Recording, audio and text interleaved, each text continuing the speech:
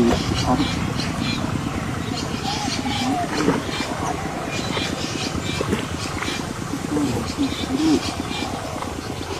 หรือว่าเข้าไปริมๆช้อนอ้อย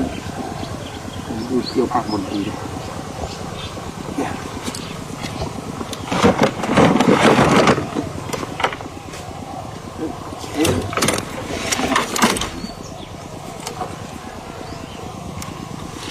หอมมากครับ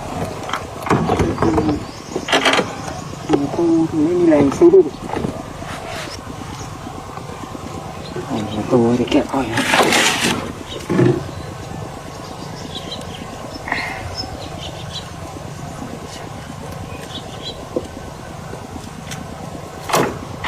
หอมมากครับตัว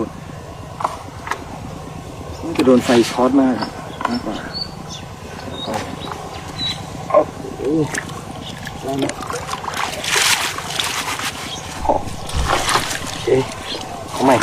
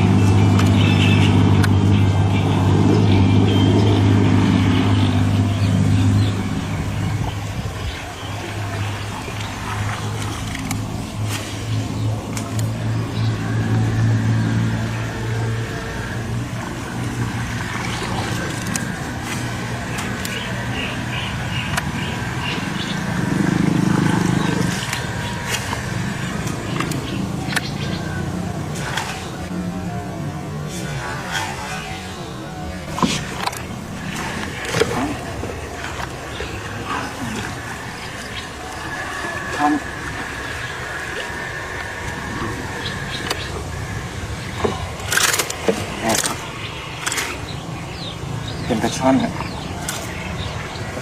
ช่อนอ้อยโมเดลทูวัดช่อนข้าวสองเยี่ยงเนี่ย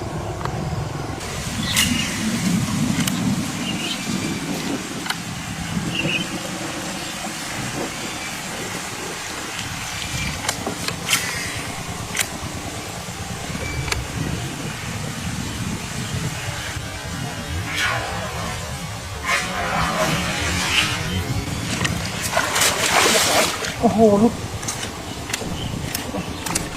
เที่ยวพี่เลยครับ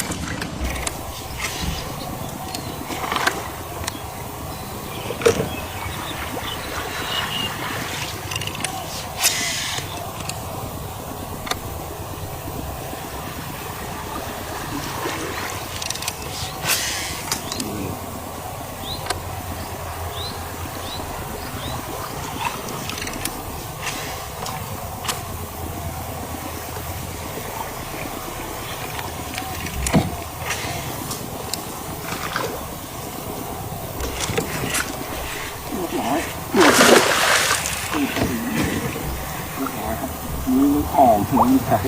ดูดพอดีครับช่อนครับโอ้ยเดี๋ยวมันติดเดี๋ยวเข้าไป